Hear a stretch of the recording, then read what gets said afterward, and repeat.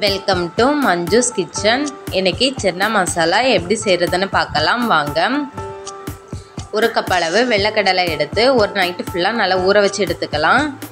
இப்போ இது நல்லா ஊறி இருக்குது. இதை ஒரு குக்கரில் சேர்த்துக்கலாம்.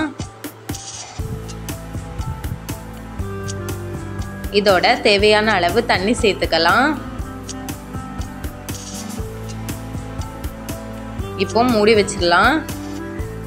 அடுப்பை மீடியம் ஃப்ளேமில் வச்சு ஒரு 5 விசில் வச்சு எடுத்துக்கோங்க. இப்போ 5 விசில் வந்துடுச்சு. ப்ரெஷர் ரிலீஸ் ஆன பிறகு திறந்து பார்க்கலாம். கடலை நல்லா வெந்திருக்கு. இது அப்படியே இருக்கட்டும். ஒரு பாத்திரத்தில் கொஞ்சமாக எண்ணெய் சேர்த்துக்கலாம். எண்ணெய் சூடானதும் ஒரு கைப்பிடி அளவு சின்ன வெங்காயம் சேர்த்துக்கலாம்.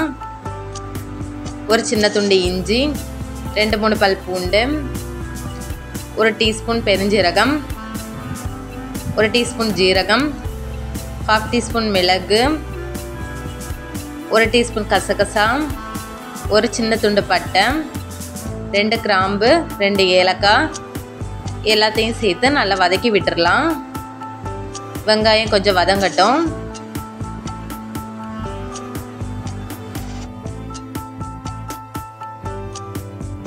வெங்காயம் வதங்கினதும் ஒரு தக்காளியை கட் பண்ணி சேர்த்துக்கலாம். தக்காளி நல்லா வதக்கி விடுங்க. நல்லா வதங்கட்டும். இப்போ நல்லா வதங்கிடுச்சு.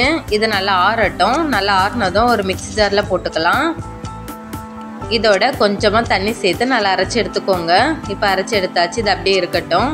ஒரு கடாயில் கொஞ்சமாக எண்ணெய் சேர்த்துக்கலாம். எண்ணெய் சூடானதும் கொஞ்சமாக பெருஞ்சீரகம்,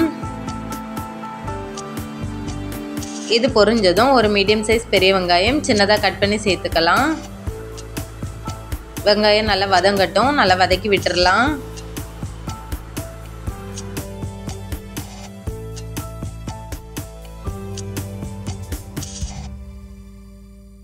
வெங்காயம் நல்லா வதங்கினதும் நம்ம அரைச்சி வச்சிருக்க பேஸ்ட் இதில் சேர்த்துக்கலாம்.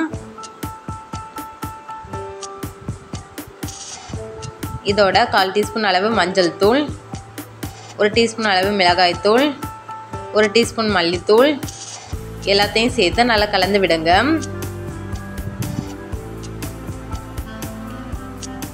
இது நல்லா எண்ணெய் பிரிஞ்சு வர வரைக்கும் நல்லா வதங்கட்டும்.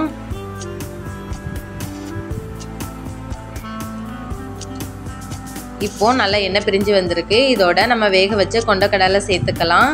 தண்ணியோட சேர்த்துக்கோங்க. நல்லா கலந்து விட்டுறலாம்.